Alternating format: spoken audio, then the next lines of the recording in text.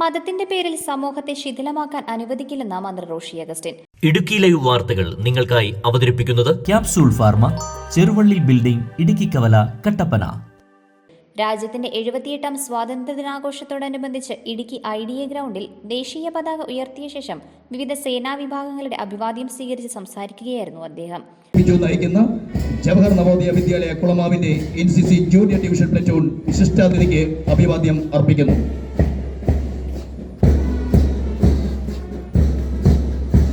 അഭിവാദ്യം അർപ്പിച്ചുകൊണ്ട് കടന്നു പോകുന്നു.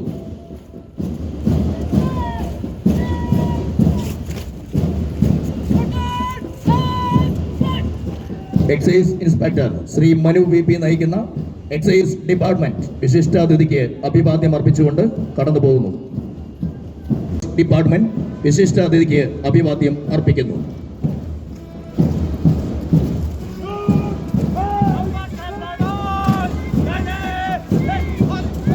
സബ് ഇൻസ്പെക്ടർ ശ്രീ അരുൺ നെഹ്റ നയിക്കുന്ന NDRF 4th പ്ലറ്റൂൺ ആരക്കോണം വിശിഷ്ടാതിഥി.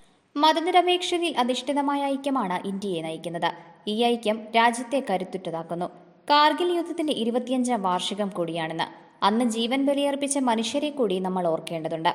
പ്രകൃതി ദുരന്ത പശ്ചാത്തലത്തിൽ വലിയ വെല്ലുവിളികളാണ് നമ്മുടെ ജില്ല അഭിമുഖീകരിക്കുന്നത്.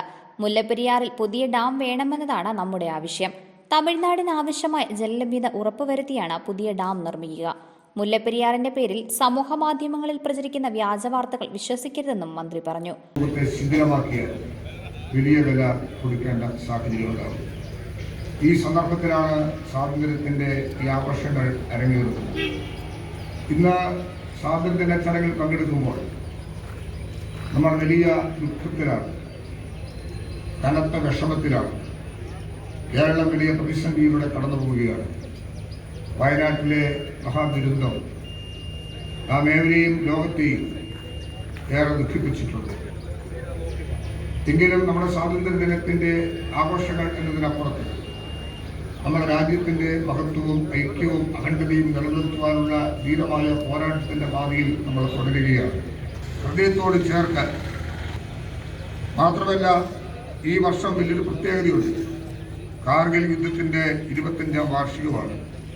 പാക് സൈന്യം നമ്മുടെ ഭൂമി പിടിച്ചടക്കാനുള്ള ശ്രമം നടത്തിയ സന്ദർഭത്തിൽ ധീരോദാത്തമായ പോരാട്ടത്തിലൂടെ തീവ്രമായ നേതൃത്വം നൽകിയ നമ്മുടെ സേനാ മേധാവികളെയും സേനാ അംഗങ്ങളെയും നമുക്ക് അഭിനന്ദിക്കേണ്ടതായിട്ടുണ്ട്.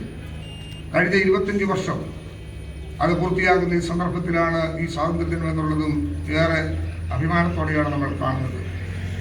നമ്മുടെ ഇന്ത്യയിലെ മണ്ണ് സൂക്ഷിക്കാൻ അവർ നടത്തിയ പോരാട്ടം, നമുക്ക് നഷ്ടമായത് 527 ധീരജവാന്മാരെയാണ്.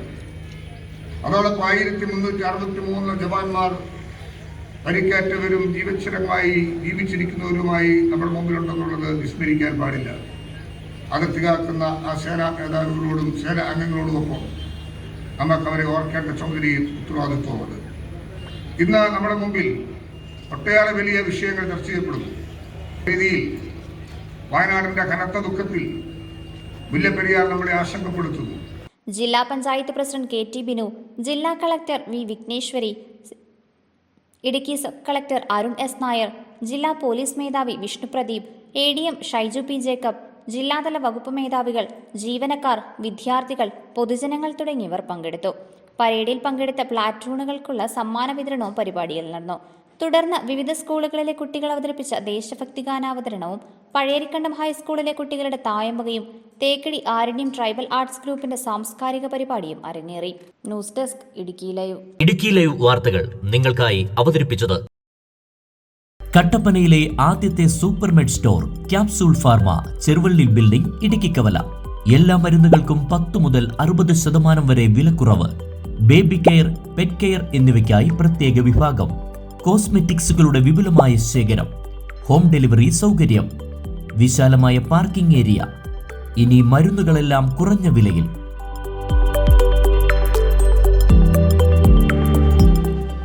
Capsule pharma, Cheruvally building, Idukki കവല, കട്ടപ്പന.